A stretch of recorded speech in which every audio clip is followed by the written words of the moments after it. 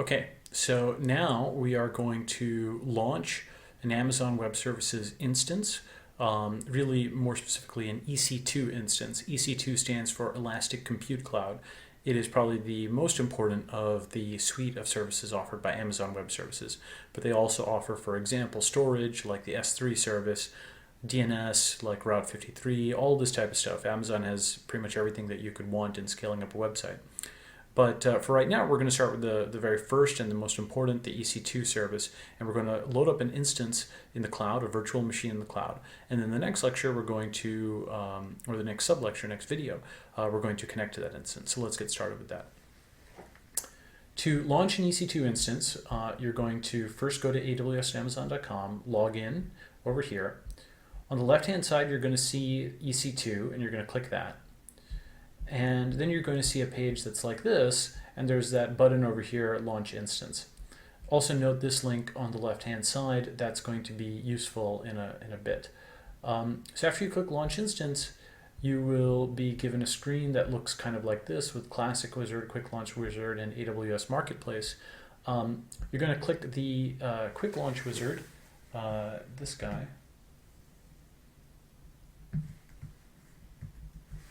And then click, once you've got the Quick Launch Wizard, you're going to have create new and just type in a name for a private key that you're generating. I chose CS184-John-Stanford-edu. And then you're going to select Ubuntu Server 12.0.4 or 12.04. Now, note that AWS recently changed this from 12.041 LTS to 12.042 LTS, so you're going to see 12.042 LTS there, right? That's what you're going to see. And your screens will be thus slightly different from the one shown in this PDF, but there shouldn't be any functional differences. Basically, you'll see 0.2 where there's 0.1, and there'll be a little bit of difference in what's shown on the screen when you connect to the remote machine, but otherwise it's the same. Okay, so after you've selected this, then you're going to not be able to click continue. You're going to have to click download over here.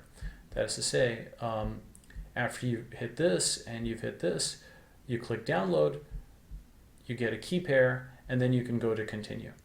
After that, you can create this new instance. It's launching after you hit launch, and there will be a page where it says it's now launching.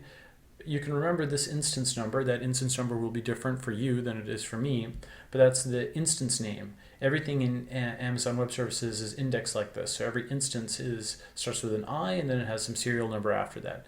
And so you can distinguish this from other kinds of things which have different characters in front. So then you close this down, and remember that instances thing on the left-hand side. Click that, or you can just click this link down over here. And you will see that there is something there that says initializing like this.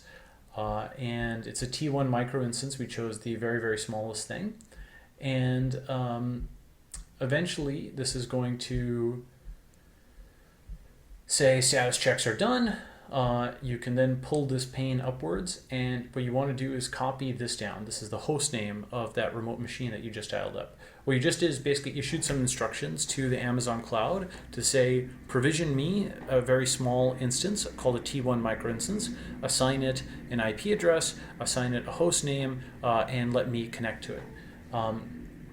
And so once these status checks are done, you've got that instance dialed up. Now what you can do, if you want to see the instructions for how to connect to it, you can right-click and click Connect. So this would happen by right-clicking over here and then left-clicking on Connect. And click the thing Connect with a standalone SSH client. And the instructions we're going to do are going to be slightly different than this, but we just provide that for your reference. And so that is, that's basically how to start up an Amazon EC2 instance in the cloud. Wait for it to finish initializing. Once it's done with the status checks, the most important thing you want to do is copy this host name, and then you're also going to have this key pair that you downloaded over here, and that's really all you're going to need in order to connect to the machine, which we're going to show how to do in the next step.